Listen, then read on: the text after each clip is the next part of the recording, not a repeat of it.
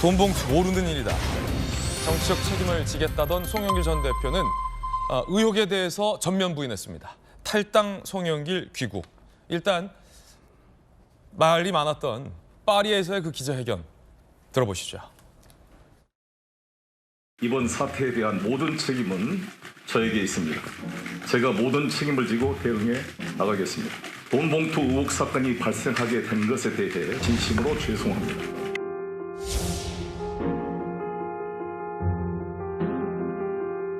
저는 모든 정치적 책임을 지고 오늘부로 민주당을 탈당하고자 합니다. 당연히 민주당 상임 고문도 사퇴하겠습니다.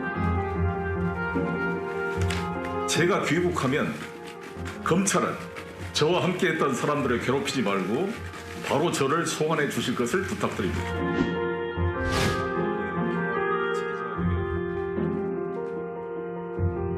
돈봉투 의혹 관련해서는 전혀 몰랐다는 그 예전 발언을 계속 유지하신 걸까요? 네, 그렇습니다.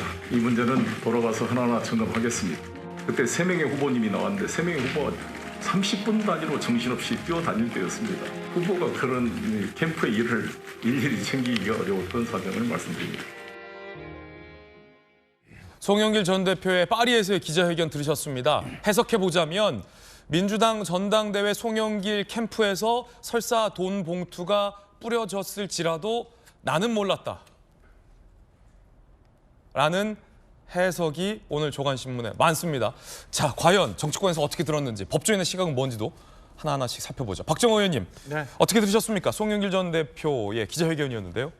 글쎄 지금 사안을 너무 쉽게 생각하고 있는 것 아닌가라는 생각이 들어요. 그리고 전제할 게 하나 있어요. 송영길 전 대표가 법률가 출신입니다. 변호사예요. 네. 그러니까 그걸 전제로 하면 외형적으로 지금 내가 모든 것을 책임지겠다. 그리고 즉시 민주당을 탈당하겠다라고 외형적으로 비춰져서 민주당 내에서 뭐 한숨을 돌렸다. 아니면 역시 큰 그릇이다라고 얘기하는 것과 내용적으로 들어가서는 또 전혀 다른 문제가 있습니다. 예. 내용적으로 들어가서는 좀 전에 앵커 말씀 주신 것처럼 법률가답게 전형적인 꼬리 자르기를 시도하고 있는 것 아닌가라는 생각이 들어요. 그러니까 다른 사람들이 그런 일이 있었는지는 잘 모르겠지만 있었을 수도 있지만 나는 모른다.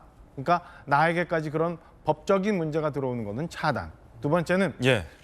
즉시 탈당하겠다고는 합니다만은 탈당해서 정리하고 난 다음에 돌아오겠다. 그리고 정계를 은퇴하지는 않겠다라고 얘기를 합니다. 그래서 저는 외형적으로 비춰지는 모습과 내용적인 면이 굉장히 꼬리 자르기에 많은 비중이 있었다라는 것 하나. 그리고 지금 사안이 갖고 있는 게 뭐예요? 민주주의의 근간이라고 할 수 있는 선거 내지는 투표를 돈으로 조작하겠다는 거잖아요. 그거는 이 땅에서 있어서는 안 되는 일이거든요. 민주당 그전에 어떤 거 했어요?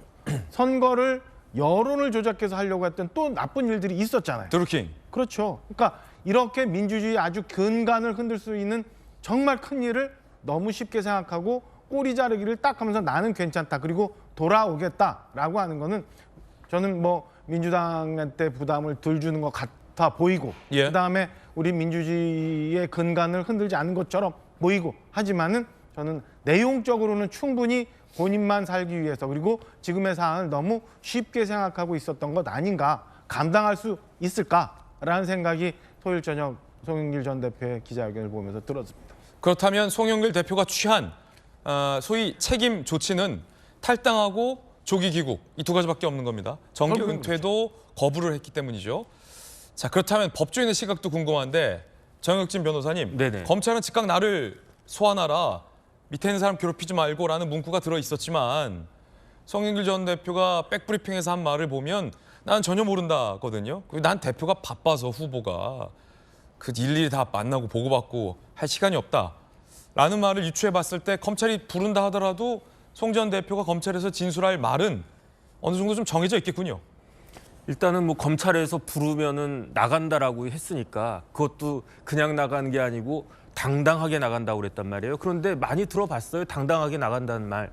그런데 제가 봤을 때는 송영길 대표가 검찰이 소환하면은 당당하게 나가가지고 진술 거부권을 행사할 것 같아요. 그게 무슨 당당한 거겠습니까? 추측입니다만. 네네. 그다음에 중요한 것은 정치적 책임이라고 하는 것은 굉장히 추상적인 개념이고요. 법적인 책임이야말로 구체적인 개념인데 정치적 책임은 어떤 경우에 지느냐. 송영길 대표가 정치적 책임 졌잖아요. 왜냐하면 당대표였는데 선거에서 졌으니까 그럴 때 부담하는 게 정치적 책임인 거고 법적인 책임은 뭐냐면은 범죄를 저질렀을 때에는 정치적 책임을 지는 게 아니라 그야말로 법적인 책임을 져야 되는 거거든요. 그런데 지금은 범죄의 그 가능성이 혐의가 굉장히 농후하단 말이에요. 그럼에도 불구하고 제가 그 토요일 날 그 봤더니 방송을 갖다 봤더니 송영길 대표가 뭐라고 이야기를 했냐면은 법적인 책임은 변론으로 하겠다라고 이야기를 했어요. 그 이야기는 뭐냐면은 나는 그냥 정치적 책임 그러니까 한 탈당하고 뭐 상임고문 있으나마나 한 것은 아니겠지만 뭐 그 정도 내려놓고 더 이상 그 법적인 책임을 지지 않겠다라고 하는 것인데 가장 중요한 것은 법적인 책임 아니었겠습니까? 그러니까 지금이라도 와가지고 빨리 그 뭘 해야 되냐면은 지금 모든 국민들이 궁금해하는 게 이성만 의원하고 그 윤관석 의원하고 과연 어떤 일이 있었는지 예. 그것부터 확인을 해가지고 진짜로 본인이 책임이 없다라고 하면은 그 시시콜콜하게 이야기를 하면서 모든 책임을 그 두 의원님들한테 돌리든지 예. 그렇지 않고 본인이 했다라고 하면 지금이라도 그 정확하게 시시비비를 말씀드리고 거기에 대한 법적인 책임을 부담하든지 네. 그렇게 해야지 애매모호한 그러한 태도를 그 취하고 있는 것은 본인한테도 문제가 많고 야당한테도 아주 큰 타격을 주는 그 자충수가 되지 않을까 저는 그런 생각이 듭니다. 지금 보면 이 돈봉투 의혹과 관련해서 여러 사람들의 해명이 조금 제각각인 측면이 있는 것 같습니다. 정혁진 변호사님. 네네. 법률적으로는 어떻게 다를지도 좀 궁금한데 예를 들어 전면 부인 이거 완전 허구고 소설이다라는 반응이 있었죠. 이거는 이런 의혹 자체, 이런 녹취 파일 자체, 이 상황 배경이 뭐 다 다르다. 돈봉투 살포는 없었다라고 전면 부인하는 입장인데 송영길 전 대표가 취하고 있는 지금의 입장은 어떻게 보면 가장 최신의 입장 아니겠습니까? 네. 레이티스트 오피니언인데 난 몰라요. 나 바빠요. 이건 나는 모르는데 저 쟤들은 좀 돈복도 뿌렸을 수 있을 것 같아. 라는 걸 전제하는 겁니까? 그럼 법적인 나중에 처벌이랄까 이런 수위나 선이 달라질 수 있습니까? 일단 송영길 대표가 말씀을 잘 하셔야 될 게 지금 무슨 말을 하느냐가 다 부메랑이 돼가지고 돌아올 거거든요. 그다음에 제일 중요한 건 뭐냐면은 송영길 대표가 이러한 상황을 모른다라고 이야기를 했어요. 그런데 제가 봤을 때 다른 건 다 몰라도 좋아요. 하지만은 반드시 알아야 될 것은 이런 부정선거가 이루어지지 않도록 해야 할 것을 송영길 대표가 후보로서 반드시 챙겼어야 되는 것이 아닌가. 그건 후보의 책임이다. 그렇죠. 왜냐하면은 그렇게 해가지고 그 거대 여당 당시 거대 여당의 대표가 된들 그게 무슨 의미가 있겠습니까? 차라리 정확하게 선거를 해가지고 아깝게 떨어지는 게 훨씬 낫죠. 만약에 송영길 대표가 지금 다시 2년 전으로 돌아가서 어떻게 할 거냐라고 했으면은 저 같으면은 뭐 당연히 안 했겠다. 똑같은 이야기를 지난번에 조국 교수가 했던 것처럼 송영길 대표도 지금 그 굉장히 지금 후회하고 있을 텐데 그럼에도 불구하고 나는 모르겠다 이렇게 이야기하는 것은 사리에 맞지 않는 것이 아닌가 그런 생각이 듭니다. 정혁진 변호사의 개인적인 견해입니다. 물론 송영길 전 대표가 전혀 몰랐을 수도 있습니다. 그렇습니다만 녹취록에는 돈봉투 의혹에 연루된 당사자들이 영길이 형, 송영길 대표에게 보고하고 인지하고 알았고 더 나아가 송 전 대표가 직접 돈봉투를 뿌린 듯한 정황까지 담겨 있습니다. 이 부분은 송 전 대표가 귀국해서 국민들 앞에 반드시 해명해야 할 대목일 겁니다. 질의응답에서 구체적인 질문들이 이어졌습니다. 송영길 전 대표는 뭐라고 답변했을까요? 들어보시죠. 유인태 고문께서는 정계 은퇴 얘기까지 하셨거든요. 저는 정치를 직업이나 생계로 하지 않았습니다.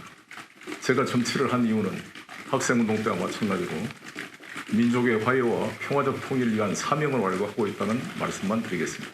윤관석 의원님이라든가 뭐 이제 이성만 의원님으로부터 관련해서 뭐 보고받으신 기억 전혀 없으실까요? 네, 그렇습니다.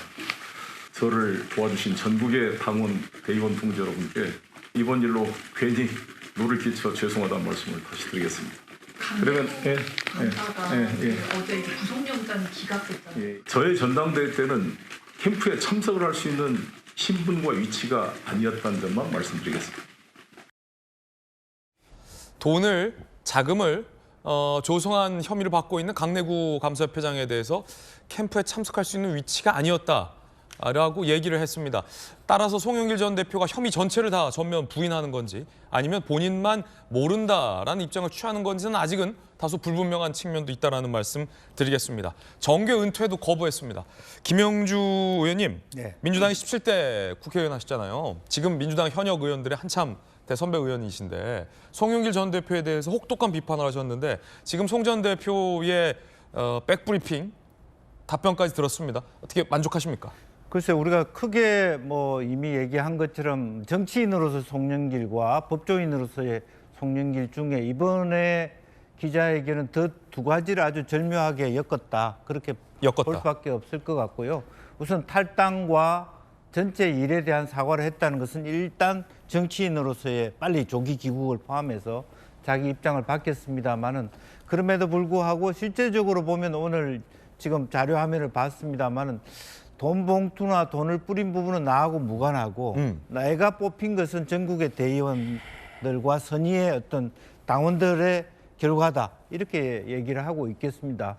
그래서 그런 부분에 있어서는 아까 우리가 얘기했습니다마는 녹취록에 나오는 이미 영길이 형이 여러 개 처리했더라 예. 이런 부분을 본인이 스스로 해결해야 되는 짐을 지고 있다는 것이고요. 영길이 형이 뭘 처리했는지. 네. 그리고 또 하나는 그러면 이 부분은 그럼 윤관석 의원이 최종적으로 다 책임져야 되는 것인지에 대하여.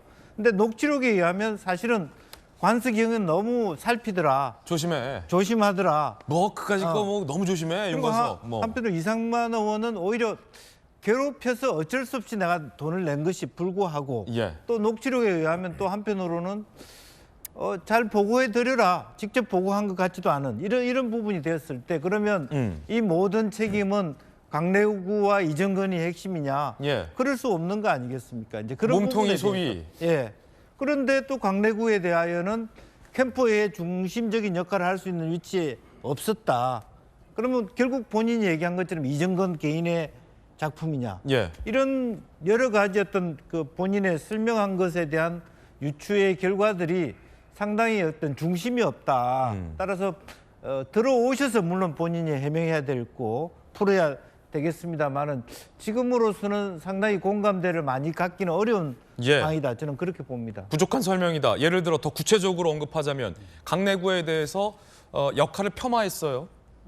캠프에서 역할할 수 있는 위치 아니다. 그런데 저희들이 들은 녹취는 캠프에서 역할할 수 있는 사람이 아닌 강내구협회장이 현역 의원인 윤관석, 이성만 의원에 대해서 이정근 향후 사무부총장이 될 사람과 평가를 하고 노하우를 알려주고 돈을 뿌리게 역할을 하는 굉장히 파워풀한 역할을 보여서 송영길 전 대표의 설명과 좀 배치된다 이 말씀이신 거죠? 그렇습니다. 실제로 보면 어떻게 보면 역으로 보면 지금 이제 이재명 대표의 건에 대해서 유동규가 마음을 변화한 것처럼 제일 어려운 제일 리스크한 부분이 돈 부분인데 돈 부분을 처리한 사람 그게 옳다는 게 아니라 어쨌든 그런 일을 했다면 그걸 제일 힘이 없는 사람이 돈 부분을 처리할 수 있겠느냐의 질문에 답을 하기 어려울 것이다라고 하는 부분이죠. 예.